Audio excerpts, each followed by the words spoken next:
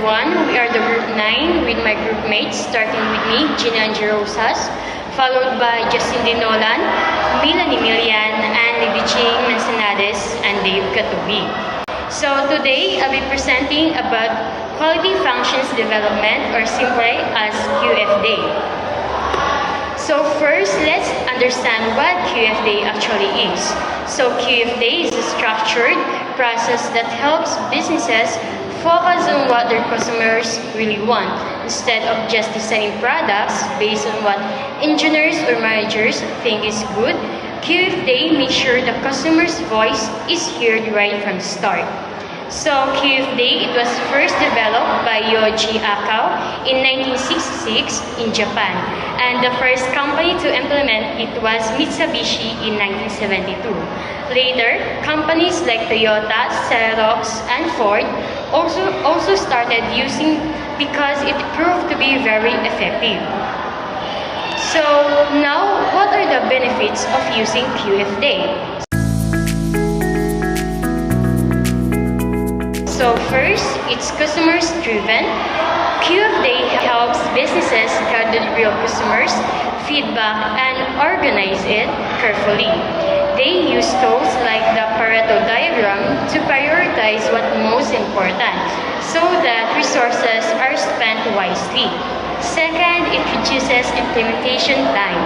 Because critical issues are identified early, companies can avoid mistakes and delays later on, saving a lot of time and effort. Third, it promotes teamwork. Everyone from different departments like marketing, design, and production work together. These avoid misunderstanding and make sure everyone is on the same page. Lastly, it provides documentation. All the discussions and decisions are properly recorded so future improvements become easier, and it can even be used as a training guide for new employees. So in QFD isn't perfect. It also has disadvantage. So first, it might focus too much on customers' wants, sometimes ignoring important factors like cost and durability or the company's own strength. Second, it relies heavily on market surveys. If the survey questions are wrong, the information collected will be wrong too, which can lead to unsatisfied customers. Third, customers' need can change quickly. Sometimes by the time a product is ready, customers' preferences have already shifted. Adjusting to these changes can be confusing and expensive. So in summary, QFD is a very useful tool for making sure products and services truly satisfy customers. It encourages teamwork, saves time, and improves quality. But it also needed to be used carefully because markets and customers' needs are always changing. Today I will be explaining the concept of the House of Quality, a tool used in operation management. So let's start with what the house quality actually is. In the House of Quality, we have first, customer requirements, second, customers' requirements benchmark and competitors analysis, third, design characteristics, fourth, relationship between customer requirements and design characteristics, fifth, technical correlations, and lastly, design score technical benchmark and competitor analysis design targets. So it is a part of something called QFD, or Quality Function Development. It means goals is to help companies design product or services based on what customer really need and want instead of just guessing. So now, if you look at the diagram, the House of Quality is shaped like a house. That's where it gets its name. So it's made up of different sections. There are 6 parts of matrix in the House of Quality. So first matrix is developing the set of customer needs. So this part is about understanding what customers are asking for. It plays on the left side of the house. Companies gather this information through things like survey, focus group, or even checking out competitors' product. So once they collect the data, They organize it into groups because often customers say similar things in different ways. So an important step here is asking customer to rank how important each need is, usually on scale from 1 to 5, with 5 being the most important. If there are differences in opinion, the company teams has decided the final priorities. So for example, developing the set of customer needs. So imagine a smartphone company wants to understand what feature customer value most. They conduct survey, and focus group to gather data. Customers express various needs like battery life, camera, quality, and design. So the company organizes these needs into groups such as functionality, users experience, and aesthetics. So customers are then asked to rank these needs from 1 to 5 based on importance. If there are discrepancy, the company's team decide which need to prioritize.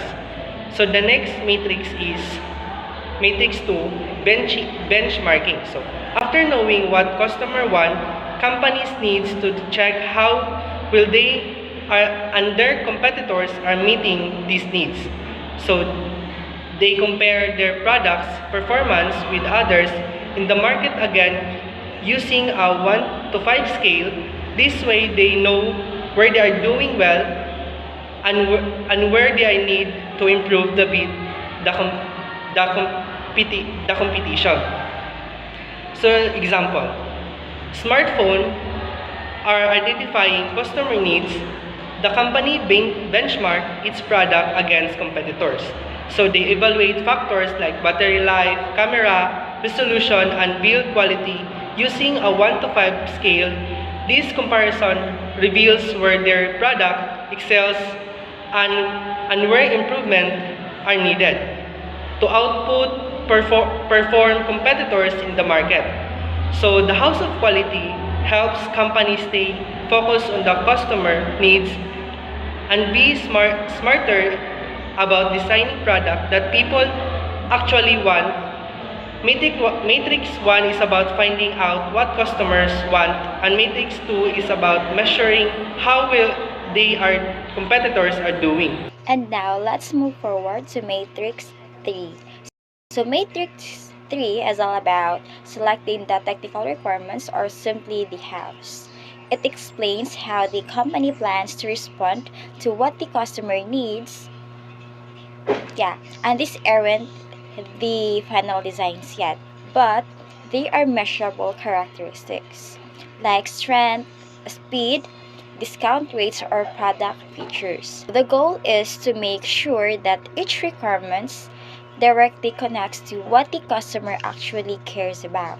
So teams usually work together using techniques like affinity diagrams to organize and prioritize these technical requirements. So moving on to Matrix 4.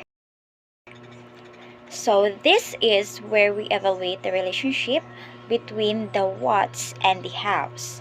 So in simpler terms, it tracks how strongly the customer needs are connected to the company's technical responses. So this is done through a relationship matrix shaped like L, where symbols show if a relationship is strong, medium, or weak.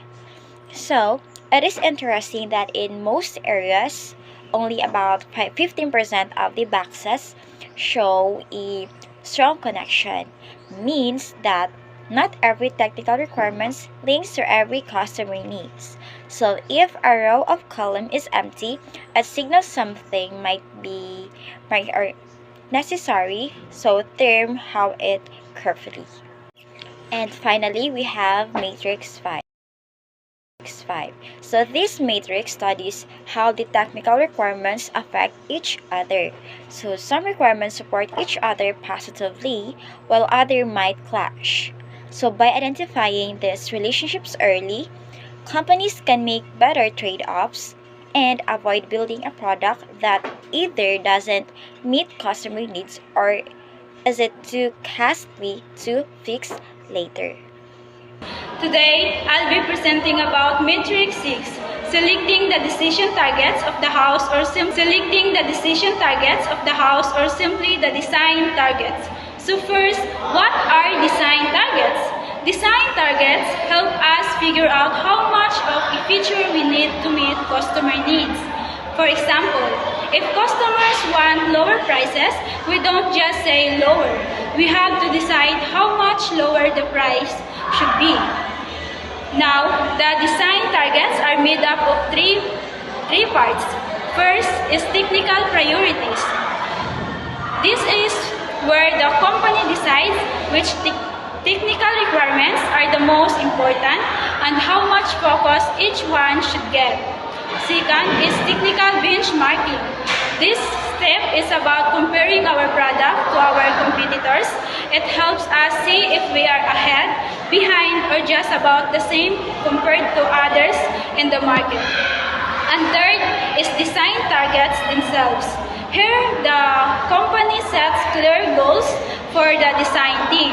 It also sometimes shows if adding new features will make the product more expensive or how it will impact the whole design. Now, if you look at the diagram or point at the diagram, this is called the house of quality, and it follows a clear flow. It starts at the bottom left with customer needs, or what we call the voice of the customer. Then, we identify critical customer requirements, basically what matters most to them. After that, we fill up the interrelationship matrix, which shows how strongly each technical feature supports the customer need. There's also a competitor comparison where we read how competitors are doing based on customer opinions.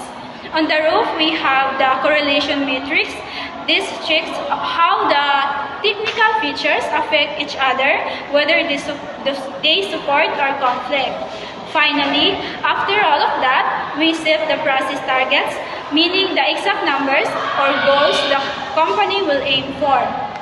At the end of the process, we analyze everything to make smarter decisions in designing the product. So in short, Matrix 6 helps companies not just understand customer needs, but turn them into real measurable targets that guide the whole design process. Thanks for listening. So, we have here the customer attributes, needs, requirements, or demanded quality. And also, we have here price and features and the competitors ranking. So in ConverColor, there are 8. So the thermal efficiency, low maintenance, easy to install, provide auxiliary electricity, provide safe water, do not damage the environment, provide enough hot water for dwelling, and the good looking. So in product features, we have the importance. So in importance, in thermal efficiency has a 10, low maintenance 8, easy to install 10, provide auxiliary electricity 8, provide safe water 7, do not damage the environment 7, provide enough hot water for dwelling 7, and a good looking will be 10. So in importance, we have here 13. The proper infrastructure, the conductibility of materials, the efficiency of heating sources, the water tightness, the quality of raw materials, ready to prepare, standard junction plumbing, electricity generator, sanitary standards, the external housing, the capacity of the water tank, the sound level, the attractive shape. So in competitors ranking, we have here 3 competitors. So our ConverColor, the classic water heater or the street, the solar water heater. So in the competitors ranking, so in Our convo color in thermal efficiency have 2, the low maintenance have 3, easy to install have 3, the provide auxiliary electricity have 3, provide safe water 4, do not damage the environment 2, provide enough hot water for the dwelling 3, so and the good looking has 2. So in the next competitor ranking, we have the classic water heater or district. So in thermal efficiency, we have 3. So in low maintenance, we have 2. The easy to install, we have 3. Provide auxiliary electricity, have 3. The provide safe water, have 3. Do not damage the environment, have 4. Provide enough hot water for the dwelling, have 3. And the good looking, have 3. So, and last of the competitors ranking, we have the solar water heater. So in thermal efficiency, have 3. In low maintenance, have 3. The easy to install, have 2. Provide auxiliary electricity, have 2. Provide safe water, have 3. The do not damage the environment, have 2. The provide enough hot water for dwelling, have 3. And the good looking, have 4. So in this kind of situation, we can consider in the operating management for the customer attributes, needs, requirements, and demands quality for its compatible and the competitor's treatment. Thank you.